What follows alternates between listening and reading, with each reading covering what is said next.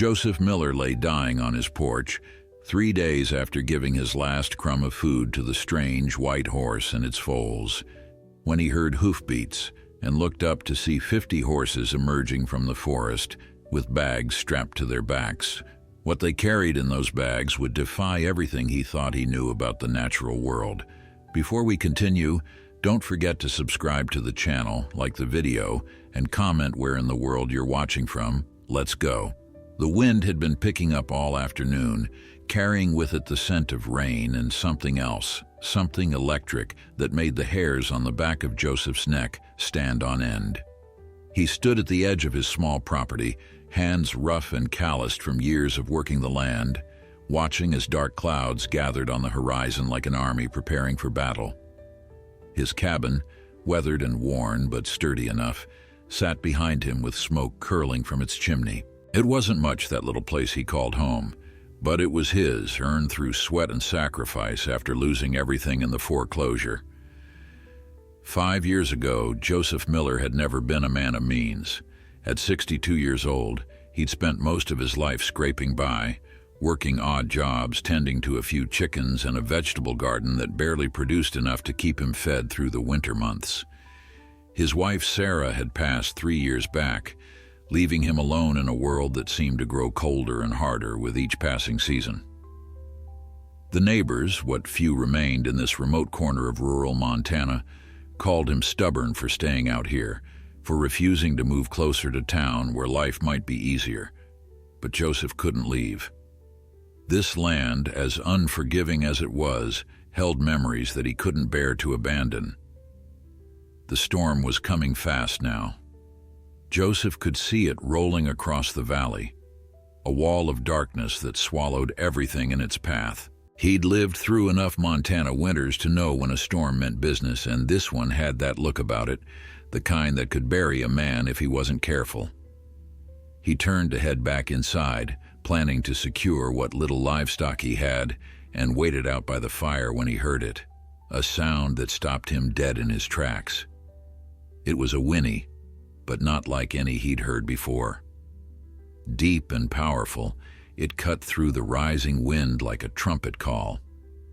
Joseph squinted into the distance, trying to make sense of what he was seeing.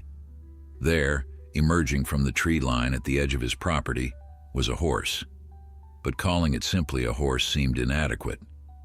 This creature was massive, standing at least 18 hands high, with a coat that shone pure white even in the dimming light. Its mane and tail flowed like silk, and its hooves, each one the size of a dinner plate, struck the ground with a thunderous rhythm as it approached. But the giant horse wasn't alone. Wasn't. Behind it, struggling to keep pace through the increasingly fierce wind, were 4 foals. They couldn't have been more than a few weeks old, their legs still gangly and uncertain, their small bodies shivering as the first drops of rain began to fall. The sight of them, so vulnerable and exposed, struck something deep in Joseph's chest. He'd always had a soft spot for animals, had raised horses in his younger days before hard times forced him to sell them off one by one. The great white horse stopped about 50 feet from Joseph's cabin, its dark eyes fixed on him with an intensity that was almost human. It whinnied again, softer this time, and then did something that made Joseph's breath catch in his throat. The horse bowed its massive head, lowering it almost to the ground in what seemed like a gesture of supplication. The foals huddled close to their mother, or perhaps their guardian, their small bodies trembling not just from cold but from fear. Joseph stood frozen, his mind racing. He knew what taking these animals in would mean. He barely had enough hay to feed his own chickens through the winter. His cabin was small, drafty, and the lean-to that served as his shed could maybe fit 1 regular-sized horse, let alone this giant and 4 foals. It would be the reasonable thing, the smart thing, to send them on their way, to let nature take its course. But as the rain began to fall in earnest, as the wind howled and the first crack of thunder split the sky, Joseph found he couldn't do it. He couldn't turn them away. Something about the way the great horse looked at him, the desperate trust in those dark eyes, reminded him of Sarah. She'd always said that a man's character wasn't measured by what he did when things were easy, but by what he did when doing the right thing cost him something, and this would cost him. It might cost him dearly. But as he looked at those shivering foals, as he saw the great white horse standing there in the rain, waiting for his decision, Joseph knew there was only one choice he could make. He stepped forward, his worn boots squelching in the mud that was already forming at his feet.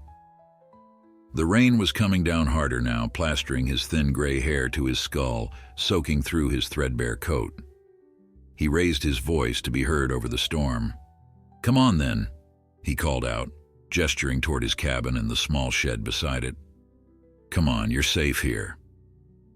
The great white horse seemed to understand.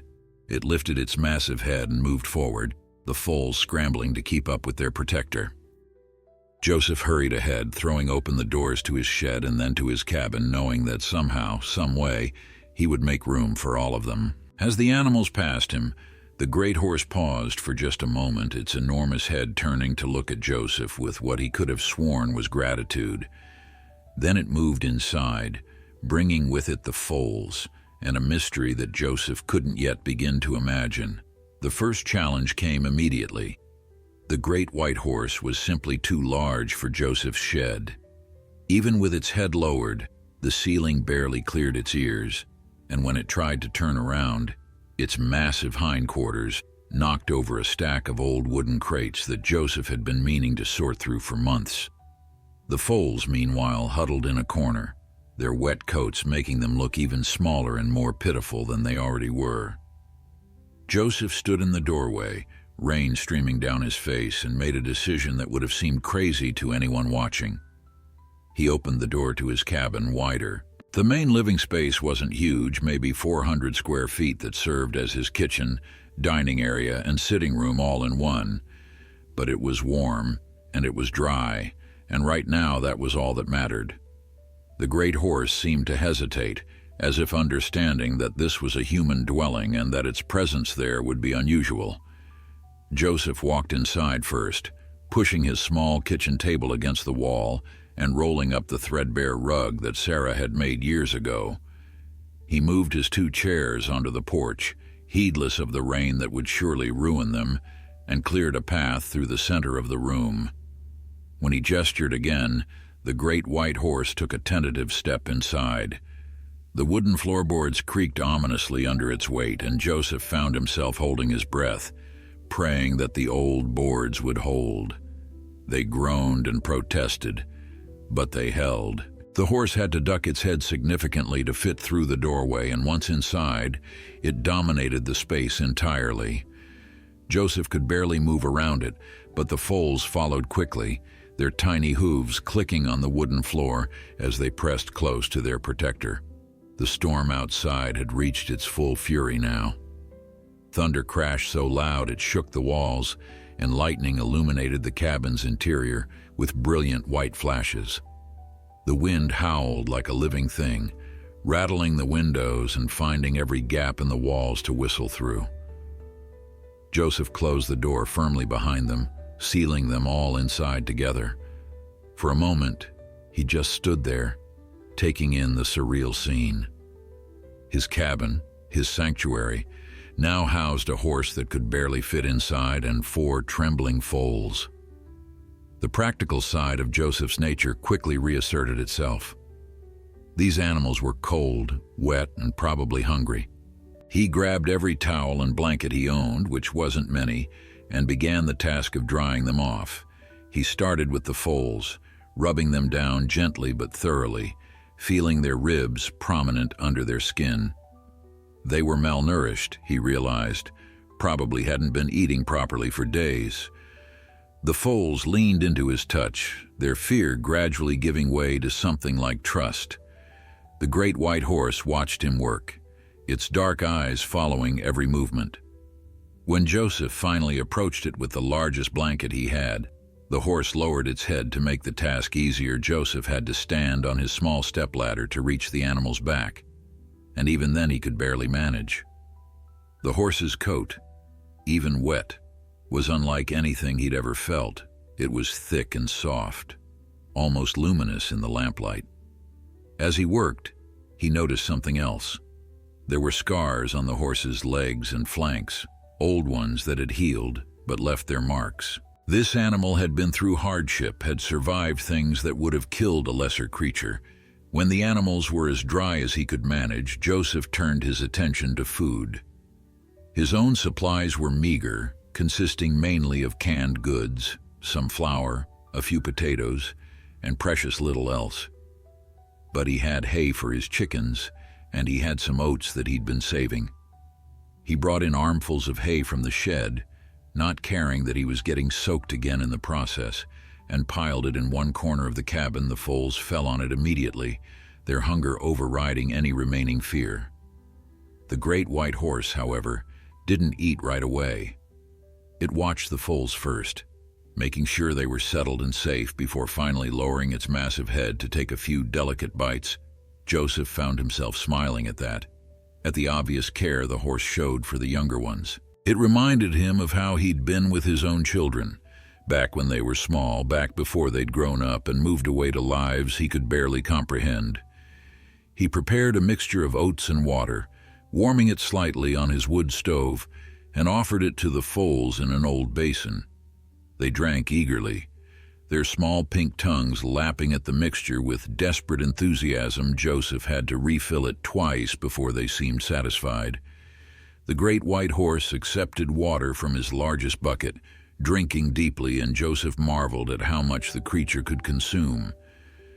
As the night deepened and the storm continued its assault on the cabin, Joseph found himself sitting on the floor with his back against the wall, watching his unexpected guests. The foals had curled up together in a pile of hay, their breathing already evening out into sleep. The great white horse stood over them like a guardian, its presence both protective and somehow noble. Joseph had seen a lot in his 62 years, had worked with horses for most of his life, but he'd never seen anything quite like this. His mind wandered to practical concerns. How long would this storm last?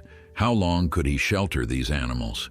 His hay supply was limited, his food stores barely adequate for himself, let alone 5 additional mouths to feed. And what was he supposed to do with them when the storm passed? He couldn't keep them, couldn't afford to feed them. But the thought of sending them back out into the world, of watching that great white horse and those vulnerable foals disappear into the wilderness, filled him with an inexplicable sadness. The wind rattled the windows again, and Joseph pulled his thin jacket tighter around himself. He'd given his blankets to the animals, and the cabin was growing cold as the fire in his stove burned low. He should add more wood, should keep the place warm, but exhaustion was catching up with him. It had been a long day, and the stress of the situation was weighing on him. Joseph must have dozed off at some point, because he woke with a start to find the great white horse standing directly in front of him. For a moment, disoriented and confused, he felt a spike of fear. The animal was so massive, so powerful, that it could easily crush him with a single misstep. But the horse wasn't threatening him. Instead, it had somehow draped one of the blankets over Joseph's sleeping form, using its mouth to carefully arrange it. The gesture was so deliberate, so impossibly tender, that Joseph felt tears prick at his eyes. He reached up with a trembling hand and touched the horse's soft muzzle. The animal's dark eyes held his, and in that moment Joseph felt something pass between them. An understanding, a connection that went beyond words or reason. This wasn't just any horse. There was an intelligence here, a depth of awareness that defied everything Joseph thought he knew about animals. The horse nickered softly, a sound of comfort, and then returned to its position over the sleeping foals. The storm raged on through the night and into the next day. Joseph had weathered many storms in his time, but this one was relentless. The wind howled without ceasing, and the rain came down in sheets so thick that he couldn't see more than a few feet beyond his windows. Snow mixed with the rain as the temperature dropped, creating a deadly slush that would make travel impossible even if the storm let up. They were trapped here together, man and horses. For the duration, Joseph did his best to care for his guests. He rationed his hay carefully, knowing he had maybe 3 days' worth if he was lucky. The foals needed to eat frequently, their small bodies burning through energy quickly as they tried to stay warm. The great white horse ate sparingly, as if aware of the limited supplies, and Joseph found himself moved by this consideration. He shared his own meager breakfast with them, mixing oats into a warm mash that the foals devoured eagerly. By the second day, Joseph's cabin had taken on an aroma that was distinctly equine. He'd done his best to manage the waste, but with 5 horses confined in a small space, there was only so much he could do. He shoveled what he could out the door into the storm, letting the wind and rain carry it away, but the smell lingered. Not that Joseph minded much. It reminded him of his younger days, of the stable he'd worked in as a boy, of the simple satisfaction of caring for animals who depended on him. The foals had begun to warm up to Joseph by the second evening. The smallest one, a filly with a slightly crooked white blaze on her forehead, had taken to following him around the cabin as much as the cramped space allowed. She would nuzzle at his pockets, looking for treats he didn't have, and make small, whinnying sounds that melted his heart. Joseph found himself talking to them, filling the cabin with words just to break the endless howl of the wind outside. He told them about Sarah, about how she'd loved horses even more than he did, about how she'd always wanted to have a farm full of animals, but life had never quite worked out that way. He told them about his children, a son and daughter who lived hundreds of miles away now, busy with their own lives, their own families. They called sometimes on holidays, but the conversations were always brief and filled with awkward silences. He told the horses things he'd never told another living soul, secrets and regrets that he'd carried for years. The great white horse listened to everything, its ears swiveling to catch every word. Sometimes it would move closer, as if offering comfort, and Joseph would rest his hand on its massive shoulder, drawing strength from its solid presence. He noticed more details about the animal as the hours passed. There was something almost otherworldly about it. The way it moved with such grace despite its size, the way its coat seemed to shimmer even in the dim lamplight of the cabin. On the third day, Joseph woke to find his food stores nearly depleted. He had maybe enough for one more meal for himself, and the hay was almost gone. The storm showed no signs of letting up. If anything, it seemed to have intensified, the wind now strong enough that he could feel the cabin shaking on its foundation. He sat at his small table, now pushed into a corner, and did the math in his head. The numbers weren't good. He could keep feeding the horses and go hungry himself, or he could try to ration what little remained and hope the storm broke before they all starved. It wasn't really a choice at all. Joseph prepared the last of the hay and oats, mixing it with the remaining warm water, and distributed it among the foals and the great white horse. He kept nothing for himself except a small crust of bread that had gone stale days ago. As he watched the animals eat, he felt a strange sense of peace. Sarah had been right all those years ago. A man's character was measured by what he did when it cost him something. And if this was to be his last act, feeding these magnificent creatures and keeping them safe from the storm, then it was a good way to go. The great white horse finished eating and approached Joseph where he sat on the floor. It lowered its massive head until its soft muzzle was level with Joseph's face. The horse's breath was warm and sweet, carrying the scent of oats and hay. Then, in a gesture that Joseph would remember for the rest of his life, the horse gently pressed its forehead against his. They stayed like that for a long moment, man and horse, while the storm raged outside and the world seemed to hold its breath. Joseph closed his eyes and whispered a prayer, not for himself but for these animals, that they would survive whatever came next. When he opened his eyes again, he could have sworn he saw something in the great horse's gaze. A promise, perhaps, or a thank you. Maybe both. The horse stepped back and returned to its watch over the foals, and Joseph leaned back against the wall, exhausted and hungry, but somehow more content than he'd been in years. Joseph woke on the fourth morning to an unfamiliar sound. or rather to the absence of sound. The howling wind that had been his constant companion for 3 days had finally ceased. The rain no longer hammered against his roof like 1,000 tiny drums. In its place was a silence so profound it almost hurt his ears. He pushed himself up from the floor where he'd been sleeping, his joints protesting the movement. He was lightheaded from hunger, his stomach a hollow ache that had moved beyond pain into a kind of numbness. The great white horse was already awake, standing alert near the door. The foals stirred in their hay pile, stretching their long legs and yawning in that way young animals do. Joseph made his way to the window, each step requiring more effort than it should, and looked outside. The world had been transformed. What had been his familiar property was now a landscape of mud and fallen branches. His vegetable garden, what little had remained of it, was completely destroyed. The chicken coop had partially collapsed, and he could see no sign of his birds. They'd either fled or been taken by the storm. But the sky was clearing.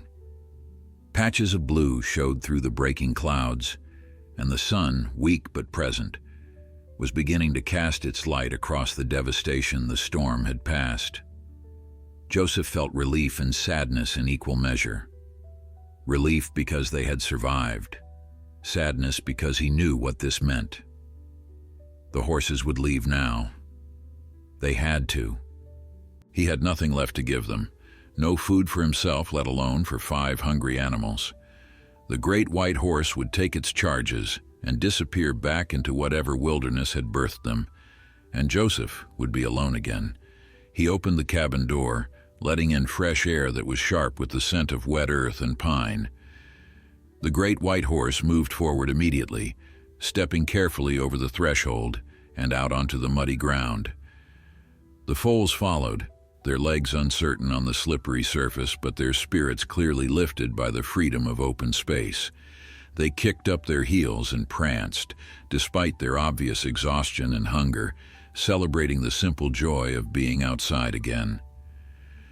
Joseph stood in his doorway and watched them. The great white horse walked a short distance away, then turned back to look at him. Its dark eyes held his for a long moment, and Joseph felt that same inexplicable connection they'd shared before. He raised his hand in farewell, a simple gesture that felt inadequate for everything they'd been through together.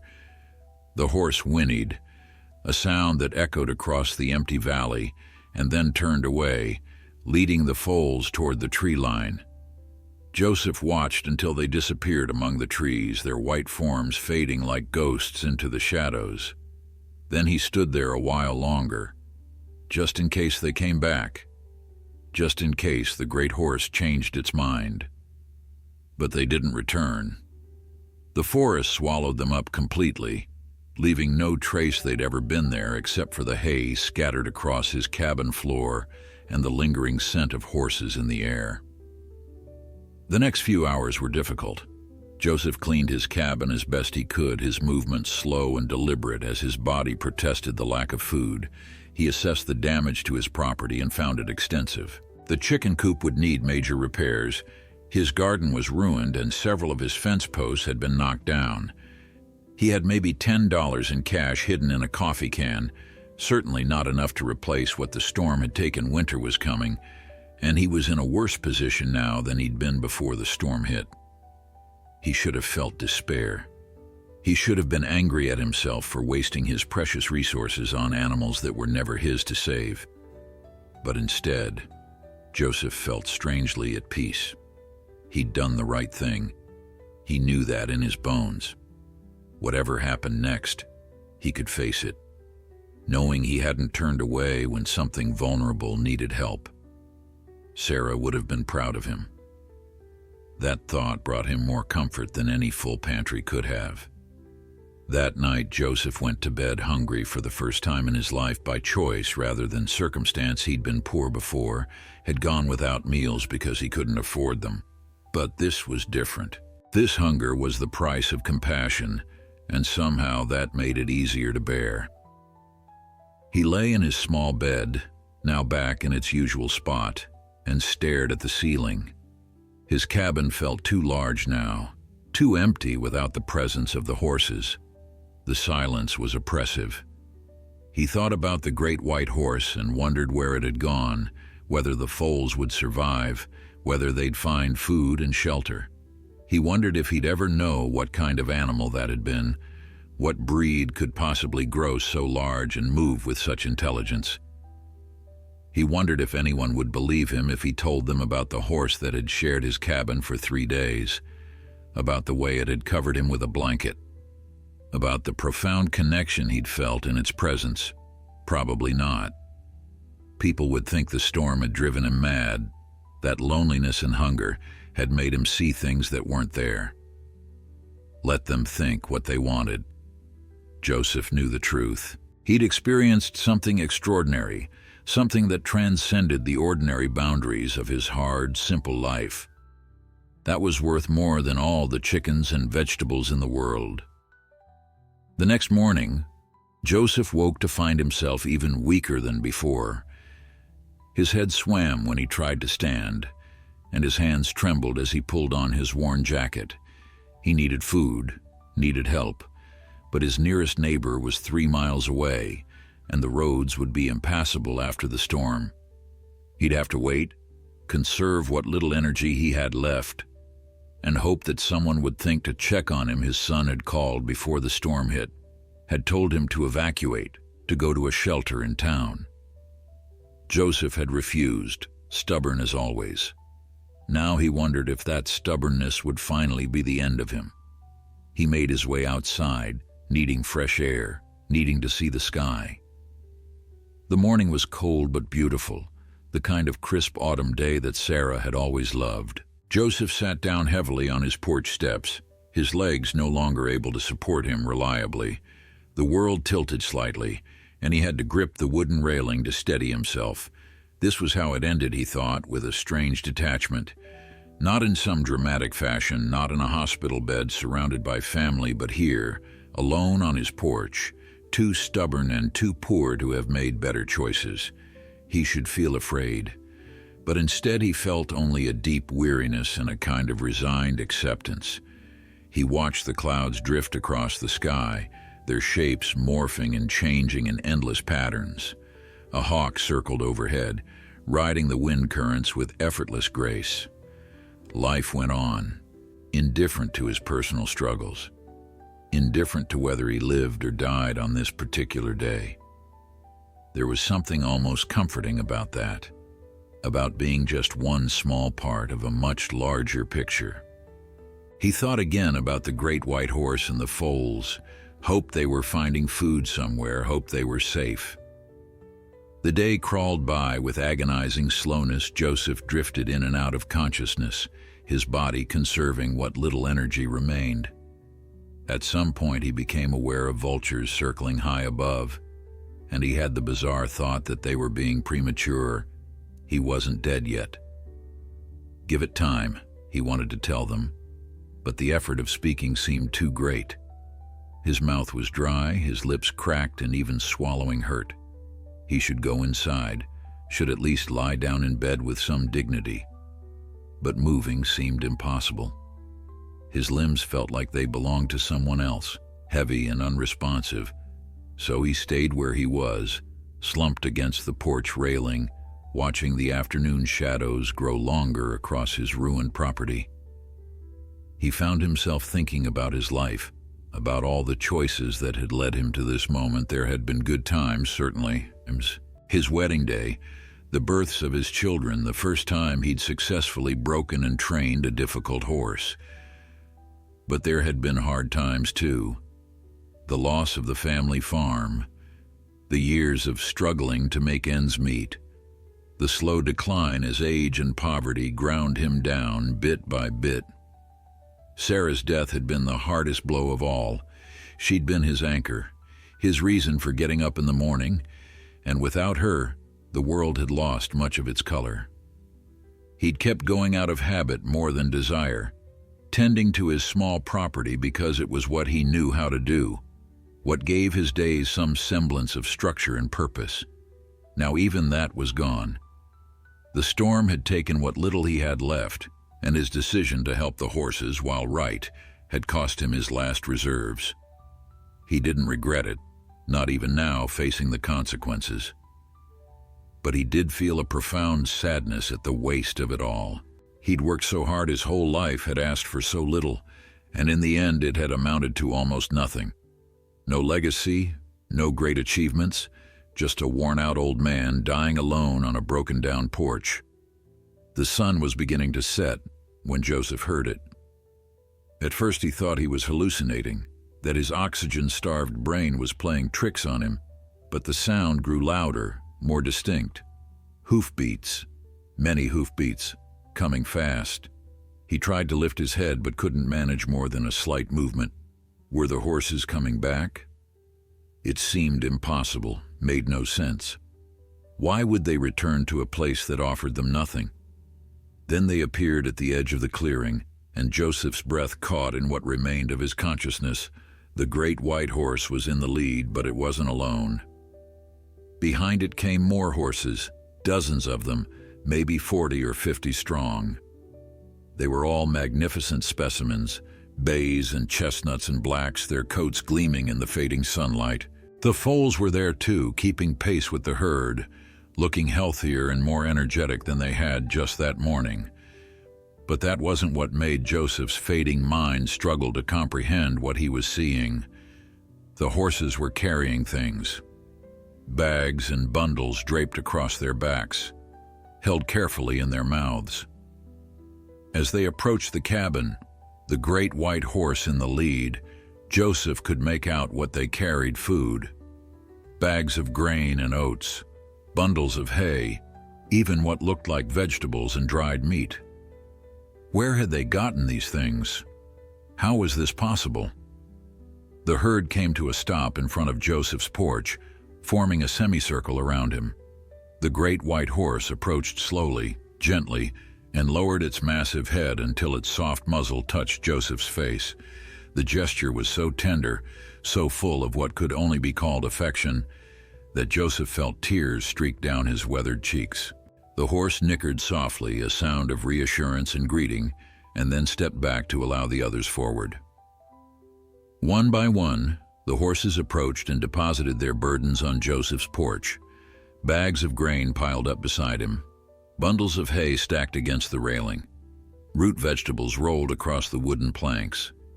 There was enough food here to last him through the winter, maybe longer. It was impossible. It defied every law of nature Joseph understood. Horses didn't do this. Animals didn't organize rescue missions for humans who'd help them. And yet it was happening, right in front of his eyes. As the last horse deposited its contribution, a bag of what appeared to be dried apples, Joseph found his voice. It came out as barely a whisper, rough and broken. "How?" he asked, looking at the great white horse who stood watching over the operation like a general surveying his troops. "How did you do this? Where did you get all this?" The horse, of course, couldn't answer with words, but it stepped forward again and pressed its forehead gently against Joseph's, just as it had done during the storm. In that moment of contact, Joseph felt something pass between them. Not an explanation exactly, but an understanding. The horses had taken from farms and ranches miles around, Joseph realized with growing wonder, not stolen in any malicious sense, but borrowed perhaps, or taken as payment for some service only they understood.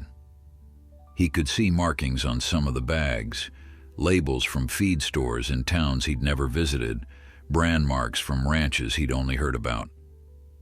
These animals had traveled far and wide in less than a day, gathering what he needed, and then returned to deliver it. But there was more than just food. As Joseph's strength slowly returned, fueled by handfuls of oats and dried fruit that he consumed with desperate gratitude, he began to examine the other items the horses had brought. There were tools, good ones, better than anything he'd ever owned. A hammer with a solid oak handle, a saw with teeth that gleamed sharp, and new nails and screws in a leather pouch. Rope, thick and strong. These weren't random items. These were exactly what he needed to repair his property, to rebuild what the storm had destroyed. Someone among the herd, or perhaps the great white horse itself, had understood not just that he needed food to survive the immediate crisis, but that he needed tools to rebuild his life. The intelligence required for that kind of understanding made Joseph's head spin. He'd worked with horses for decades, had trained them and cared for them, and thought he understood their nature, but this was something entirely different. This was reasoning, planning, empathy on a level that shouldn't be possible. As the evening deepened into night, most of the herd began to disperse, melting back into the forest from which they'd come. But the great white horse and the 4 foals remained. They settled into positions around Joseph's cabin, the great horse taking up a spot where it could watch both the forest and the porch, the foals arranging themselves in a pile near the steps. It was clear they intended to stay, at least for the night, as if standing guard over Joseph while he recovered. Joseph managed to pull himself to his feet, using the porch railing for support. His head still swam and his legs felt unreliable, but the food in his stomach was already beginning to restore some of his strength. He looked at the supplies covering his porch, then at the great white horse who watched him with those impossibly knowing eyes. "I don't understand any of this," he said aloud, his voice stronger now. "But thank you. Thank you for coming back. Thank you for this." The horse whinnied softly in response, a sound that somehow conveyed both acknowledgement and something that might have been affection. Joseph shook his head in wonder and began the task of moving the supplies inside, working slowly and carefully. He filled his pantry with grain and dried goods, stacked hay in his shed, lined up the tools on his workbench. It took him hours, and by the time he finished, the moon had risen high and full, bathing everything in silver light. He prepared himself a proper meal for the first time in days, cooking oats into a thick porridge and mixing in some of the dried apples and honey he'd found among the supplies. As he ate, sitting at his small table with the lamp burning beside him, he kept glancing out the window at the great white horse. The animal stood like a pale sentinel in the moonlight, unmoving except for the occasional flick of its tail or twitch of its ears. The foals slept peacefully at its feet, safe and warm under their protector's watchful gaze. That night, Joseph slept better than he had in years. His belly was full, his cabin was warm, and outside, incredible as it seemed, he had guardians watching over him. When he woke the next morning, he half expected to find the horses gone, to discover that the whole thing had been some elaborate fever dream brought on by starvation and despair, but they were still there. The great white horse had moved slightly, now standing near Joseph's collapsed chicken coop, and the foals were playing in the mud, chasing each other in circles with the pure joy of young things who felt safe. Joseph stepped outside into the crisp morning air, feeling stronger than he had any right to feel after coming so close to death the day before. He had work to do, repairs to make, a life to rebuild. And somehow, impossibly, he had the resources to do it. He picked up the hammer and some nails, headed toward the chicken coop, and began the work of restoration. The great white horse watched him for a while, then moved to help in its own way, using its powerful body to hold boards steady while Joseph hammered, as if it understood exactly what he was trying to accomplish. They worked together through the morning, man and horse, creating something that felt almost like a partnership. The foals stayed clear of the construction, content to graze on the grass that was beginning to recover from the storm's assault. When Joseph took a break for lunch, sitting on his porch steps with bread and cheese that had been among the supplies, the great white horse joined him, standing close enough that Joseph could rest his hand on its shoulder. "You know," Joseph said conversationally, "people are going to hear about this. Word will spread. They'll want to see you, maybe try to catch you, study you. You're not safe here, not really." The horse turned its head to look at him, and Joseph could have sworn he saw understanding in those dark eyes. "You should go," he continued, his voice catching slightly. "Take the foals somewhere remote, somewhere humans won't find you. Whatever you are, wherever you came from, you deserve to live free." The great white horse remained silent, of course, but it moved closer and once again pressed its forehead gently against Joseph's. They stayed like that for a long moment, the old man and the mysterious animal sharing a bond that transcended species and logic. When the horse finally pulled away, it turned and called to the foals with a soft whinny. They came running immediately, falling into formation behind their protector.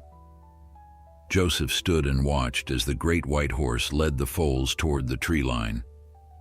His heart felt heavy despite the gratitude that filled every other part of him. He'd known from the beginning that this was temporary, that these magnificent creatures didn't belong to him and never would. But knowing something intellectually and accepting it emotionally were two very different things. He'd grown attached in the short time they'd shared his space, had come to look forward to their presence, their quiet companionship. The horse stopped at the edge of the forest and looked back one final time. The moment stretched between them, loaded with meaning that Joseph couldn't fully articulate. Then, with a final toss of its magnificent head, the great white horse disappeared into the shadows, the foals trotting along behind. Joseph stood on his porch for a long time after they'd gone, staring at the place where they'd vanished, hoping for one more glimpse that never came. The days that followed fell into a rhythm of hard work and slow recovery.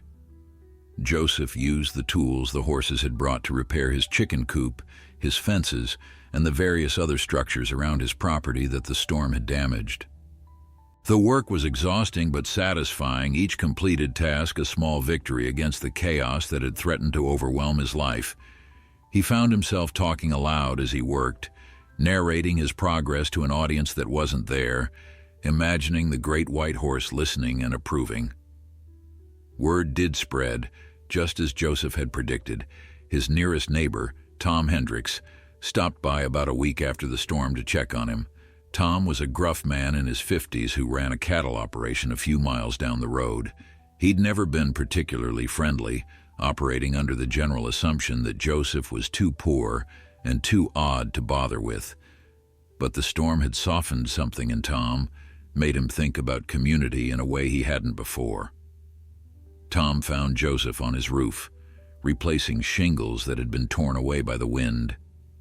The older man moved with surprising agility for someone who'd nearly starved to death just days before. Tom called up to him, "Joseph, glad to see you made it through. Storm hit you pretty hard by the looks of it." Joseph climbed down his ladder, wiping sweat from his brow despite the cool autumn air. "Could have been worse," he said simply. Tom looked around at the repairs, at the neatly stacked supplies visible through the open door of Joseph's shed, and his eyebrows rose. "Where'd you get all this? Last I knew you were barely scraping by." Joseph hesitated, knowing that what he was about to say would sound insane, but he'd never been good at lying, and he found he didn't want to start now. "A herd of horses brought it to me," he said simply. The look on Tom's face would have been comical under other circumstances. His mouth opened and closed several times before any words came out. "Horses brought you supplies," he repeated slowly, as if testing the words for sense. "Wild horses. Just showed up with bags of grain and tools." Joseph nodded. "I know how it sounds, but it's the truth. There was this great white horse, bigger than any I've ever seen, and it had 4 foals with it, took shelter here during the storm. After it passed, they left but came back with a whole herd, maybe 50 horses, all carrying supplies." Tom stared at him for a long moment, clearly trying to decide if Joseph had lost his mind. "Joseph, I'm going to be honest with you. That sounds crazy. Horses don't do things like that." Joseph shrugged. "I know, but it happened anyway. The white horse was special, Tom. I've worked with horses my whole life, and I've never seen anything like it. There was intelligence there, real understanding. It knew I was in trouble, and it helped me." Tom scratched his head, looking uncomfortable. "Listen, Joseph, I know the storm was hard on everyone. Sometimes stress and hunger can make us see things, imagine things." Joseph felt a flash of irritation. "I didn't imagine anything. Look at my supplies. Where else would I have gotten them? You know I had no money." Tom glanced again at the shed, at the quality tools visible on Joseph's workbench. He had to admit the old man had a point. Joseph had been barely surviving before the storm. Now he had resources that would take months of savings to acquire. "Maybe someone from town helped you out," Tom suggested. "A charity drive or something." Joseph shook his head. "No one from town knows or cares what happens to me out here. And even if they did, how would you explain the specific items? These are exactly what I needed, down to the right size nails for my fence posts. What charity drive would be that precise?" Tom had no answer for that. He left soon after, clearly troubled by the conversation, and Joseph knew the story would spread. It did spread, faster than Joseph had anticipated. Within 2 weeks, he had a steady stream of visitors. Some were curious, wanting to hear the story firsthand. Others were skeptical, coming to confront what they assumed was a tall tale or a con. A few were believers, people who'd had their own unexplainable experiences with animals and recognized truth when they heard it. Joseph told them all the same story, never embellishing, never changing the details. A reporter from the county newspaper showed up, a young woman with a notebook and a camera. She interviewed Joseph for over an hour, photographing his property and the supplies, though of course there was no proof of how they'd arrived. The story ran under the headline, "Local farmer claims wild horses saved his life," with just enough skepticism in the wording to avoid commitment either way. Some readers dismissed it as nonsense. Others found it touching, a reminder that the world still held mysteries. But the attention bothered Joseph. He'd never been comfortable with crowds or scrutiny, had always preferred the quiet solitude of his property. More importantly, he worried about the great white horse. If people started searching for it, trying to capture it or prove its existence, they might succeed. And whatever that magnificent creature was, wherever it had come from, Joseph felt certain it needed to remain free and hidden. About a month after the newspaper article ran, Joseph received an unexpected visitor. A black SUV pulled up to his property, expensive and out of place among the rural landscape. A man emerged wearing a suit that probably cost more than Joseph's entire cabin was worth. He was middle-aged, with graying hair and the kind of confident bearing that came from a lifetime of wealth and authority. Behind him came a younger man, carrying camera equipment and what looked like scientific instruments. "Mr. Miller," the suited man said, extending his hand. "My name is Dr. Marcus Reeves. I'm a zoologist from the State University, specializing in equine behavior. I read about your experience in the paper, and I was hoping you might speak with me about it." Joseph shook the offered hand warily. He'd dealt with enough educated people to know that most of them thought they were smarter than simple farmers. "Don't know what more I can tell you than what was in the article," he said. Dr. Reeves smiled, but it didn't quite reach his eyes. "Mr. Miller, what you described is scientifically impossible. Horses, no matter how intelligent, don't organize rescue missions or gather supplies with that kind of purposeful behavior. I'm not here to call you a liar, but I'm interested in understanding what really happened. Perhaps you misinterpreted what you saw, or perhaps there's a more rational explanation we haven't considered." Joseph felt his jaw tighten. "I know what I saw. I know what happened. Those horses saved my life." "I'm sure something happened," Dr. Reeves said in a patronizing tone that made Joseph want to send him packing immediately. "But the mind can play tricks, especially under stress and starvation. It's possible you experienced a form of hallucination, and when help actually arrived from a more conventional source, your brain incorporated it into this elaborate story." Joseph's hands clenched into fists at his sides. "The supplies are real. The food was real. It kept me alive through weeks when I had nothing." Dr. Reeves nodded as if he'd expected this response. "Yes, and that's what interests me most. I'd like to examine your property, look for evidence of how these supplies actually arrived, Perhaps there are tracks we can analyze or physical evidence that might tell us more about what really occurred. Joseph wanted to refuse, wanted to order these men off his property, but something held him back. A small part of him, the part that had spent long nights wondering if he really had imagined everything, wanted answers too. "Fine," he said shortly. "But you're not taking anything with you, and if I say you're done, you're done." Dr. Reeves agreed readily, and he and his assistant spent the next several hours combing over Joseph's property. They photographed everything, took samples of the soil, examined the bags and tools that had supposedly arrived with the horses. Joseph watched from his porch, growing increasingly irritated as the hours dragged on. He should be working, not babysitting these city folks who thought they knew better than their own experiences.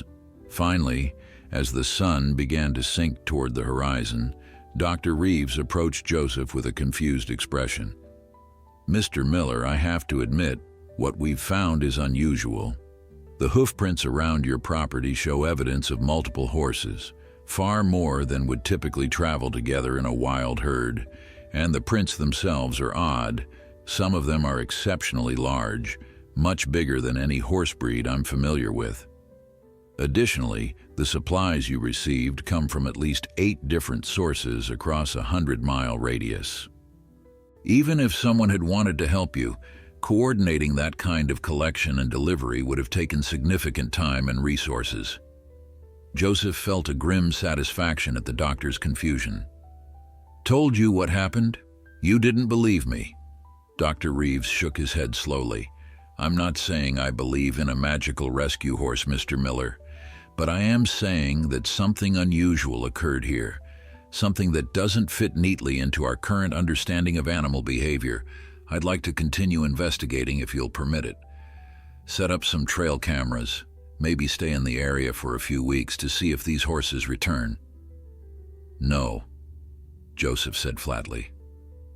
The word came out harder than he'd intended, but he didn't soften it. "You're not setting up cameras, you're not staking out my property, and you're not trying to catch those horses. They helped me because I helped them first. I'm not going to repay that kindness by leading scientists and curiosity seekers to them." Dr. Reeves started to protest, but something in Joseph's expression stopped him. The old farmer looked tired but immovable, like a stone that had weathered countless storms. "Mr. Miller, if what you're saying is true, these animals represent a significant discovery. Their behavior could revolutionize our understanding of animal cognition, social structures, even consciousness itself. Don't you think the world deserves to know about them?" Joseph shook his head slowly. "No, I think they deserve to be left alone. Whatever they are, they're smart enough to stay hidden from people like you. They only showed themselves to me because they needed help, and then they returned that favor. That's all anyone needs to know." Dr. Reeves tried several more arguments, appealing to scientific progress, to Joseph's duty to share information, even offering money. But Joseph remained firm, and eventually the doctor and his assistant had no choice but to leave. Joseph watched their expensive SUV disappear down the dirt road, feeling both relieved and troubled. He'd protected the great white horse, but he knew this wouldn't be the end of it. There would be others, people who couldn't resist the lure of an unsolved mystery. That night, Joseph sat on his porch, as had become his habit, looking out at the forest where the horses had disappeared. The moon was waxing toward full, casting everything in silvery light. He found himself talking to the darkness, to the absent horses, as if they could somehow hear him across the miles. "I hope you're safe out there," he said softly. "I hope you found a place where people like Dr. Reeves can't find you. You gave me my life back, and all I can give you in return is my silence. It doesn't feel like enough." The forest offered no response except the whisper of wind through pine needles and the distant call of an owl. Winter came early that year, arriving with a vengeance that reminded everyone why Montana winters were legendary. Snow fell in heavy blankets, covering Joseph's property in pristine white that would have been beautiful if it hadn't also been so dangerous. But Joseph was prepared this time. The supplies the horses had brought, combined with his own renewed ability to work, had left him in better shape than he'd been in years. His cabin was tight and warm, his woodpile was stacked high, and his pantry was full. He could face the winter without fear. But he was lonely. The parade of visitors had finally dwindled to nothing as the weather made travel difficult, and Joseph found himself alone again. With only his thoughts for company, he'd never minded solitude before. Had actually preferred it in many ways. But something had changed during those days with the horses in his cabin. He'd remembered what it felt like to care for something other than himself, to have a purpose beyond simple survival. Now that purpose was gone, and the emptiness it left behind was profound. On Christmas Eve, when the snow was falling thick and fast and the temperature had dropped below zero, Joseph sat by his fire and thought about his children. His son had called earlier in the week, a brief conversation filled with the usual awkwardness.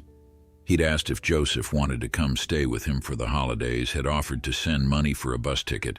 Joseph had declined, as he always did, unwilling to be a burden, unwilling to leave his property unattended. Now he wondered if that had been a mistake. The cabin felt especially empty tonight. He was preparing to go to bed when he heard it. Hoofbeats in the snow, muffled but unmistakable. His heart leaped in his chest as he rushed to the window, hope and disbelief warring within him. There, emerging from the swirling snow like ghosts, came horses. The great white horse led the way, its coat almost invisible against the white landscape, except for the moonlight that seemed to make it glow. Behind it came the foals, grown larger now, no longer the fragile creatures that had first sought shelter in his cabin.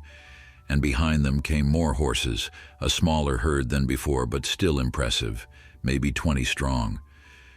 Joseph threw open his door, heedless of the cold that rushed in. "You came back," he whispered, his voice catching in his throat.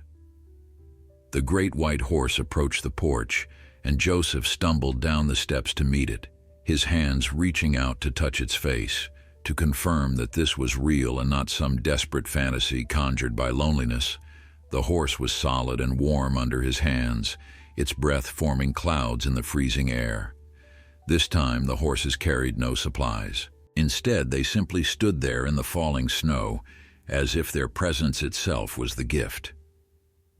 The foals, now adolescent horses in their own right, came forward to nuzzle Joseph's hands and pockets, checking for treats as they had months before. Joseph laughed, a sound he hadn't made in weeks, and wished he had something to give them. But the great white horse didn't seem to expect anything. It stood close to Joseph, providing warmth and companionship. And somehow the old man understood. They had come to check on him, to see how he was faring, to remind him that he wasn't as alone as he thought. Joseph stood there in the snow for a long time, surrounded by horses, feeling more at peace than he had since Sarah died. He told them about his winter, about the visitors and questions, about how he'd protected their secret. He told them about his loneliness, his doubts, his fears about growing old with no one to care if he lived or died.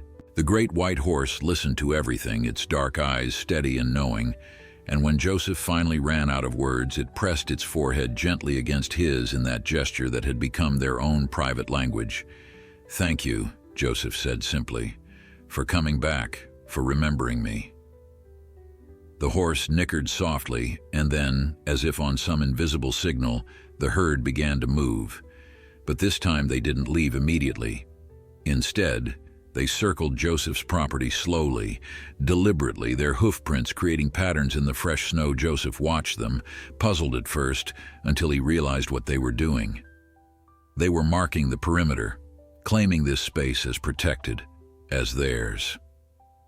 It was a warning to any who might threaten what belonged to them, and a promise to Joseph that he had allies in this wilderness. When they finally departed, disappearing once more into the forest, Joseph stood in the snow until he could no longer see even a hint of their forms. His feet were numb with cold and his breath came in labored gasps from the frigid air, but his heart felt lighter than it had in months.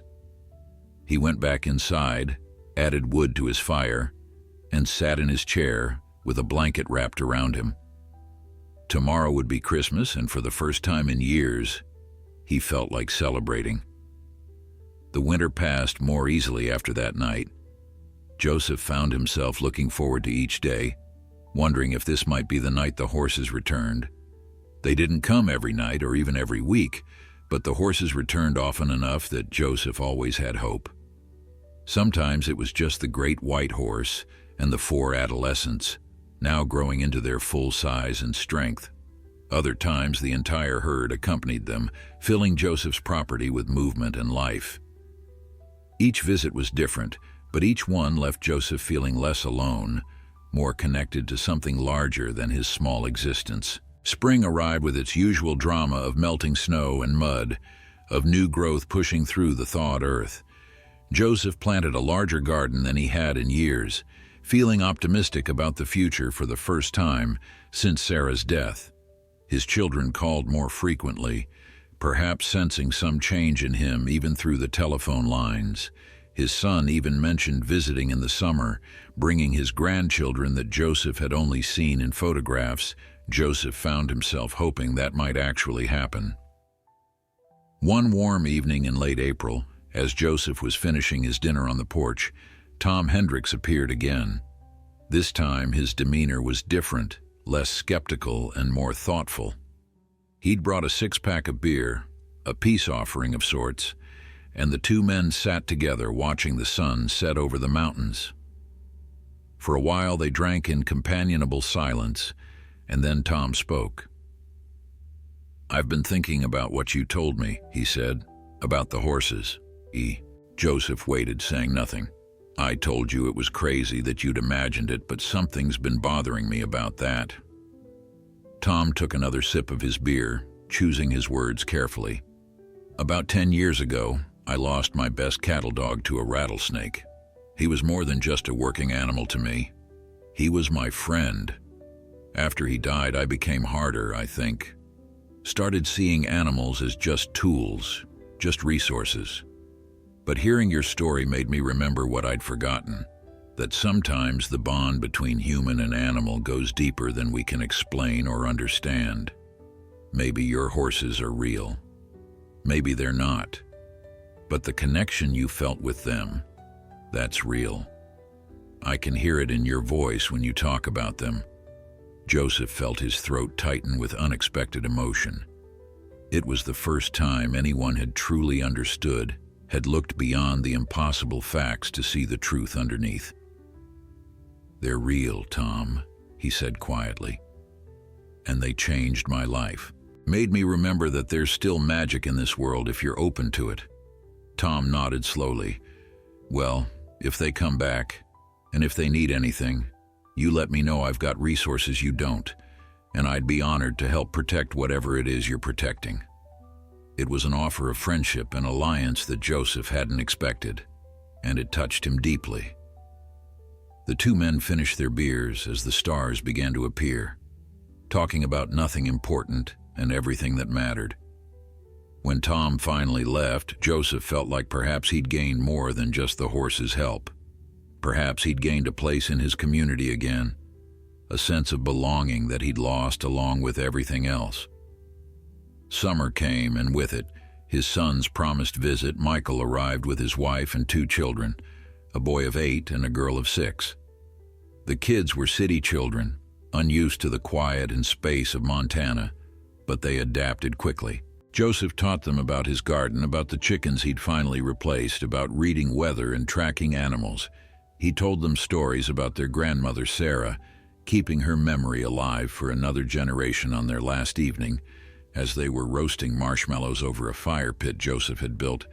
The little girl asked if the story about the magic horses was true. Michael started to deflect, to explain it away as his father's colorful imagination. But Joseph interrupted. "It's true," he said firmly. "Every word." The children's eyes grew wide with wonder, and even Michael looked intrigued despite his skepticism. "Do you think they'll come while we're here?" the boy asked hopefully. Joseph shook his head. "They're wild creatures. They come when they choose, not when we want them to." The children accepted this with the easy faith of youth, and the evening continued with stories and laughter. But Joseph kept one eye on the tree line, hoping despite himself that the horses might make an appearance, might validate his truth for his family to see. They didn't come that night, and Michael's family left the next morning with promises to visit again soon. Joseph stood on his porch watching their car disappear down the road, feeling the familiar ache of loneliness returning, but softened now by the knowledge that he had people who cared about him, who would return. He wasn't as alone as he'd once been. That evening, as if they'd been waiting for privacy, the horses returned. The great white horse emerged from the forest with its 4 companions, now fully grown into magnificent adults themselves. They approached Joseph's cabin with the confidence of old friends. No longer tentative or uncertain, Joseph went to meet them, his weathered hands reaching out to touch the great horse's face. They stood together in the fading light, man and horse bound by experience and mutual saving. "I told my grandchildren about you," Joseph said. "They believed me, even if their father didn't quite. There's hope in that, I think. The next generation still has room for mystery and magic." The great white horse made a soft sound, almost like agreement, and pressed closer. In that moment, Joseph understood that this was what mattered, not proof or validation from skeptics, not scientific explanation or rational understanding. What mattered was the connection itself, the bond forged between 2 souls who had helped each other survive. As darkness fell and the stars emerged one by one, Joseph stood with the horses and felt at peace. His life had been hard, full of loss and struggle and disappointment, but it had also contained these moments of pure connection and unexpected grace. The great white horse had given him more than supplies and survival. It had given him back his faith in the fundamental goodness of existence, in the possibility that compassion could create miracles. The horses stayed until dawn, and when they finally left, Joseph watched them go without sadness. He knew now that they would always return, that this bond was permanent in its own way. He'd opened his cabin to a giant horse and foals during a storm, had given everything he had to save them. In return, they had saved him right back, not just from starvation, but from a loneliness that had been slowly killing him. Joseph turned back to his cabin as the sun rose, ready to face another day, another season, another year. His life stretched ahead of him, still uncertain, still difficult, but no longer empty. He had been given an unbelievable gift, and he would treasure it for whatever time remained. That was enough, more than enough. It was everything.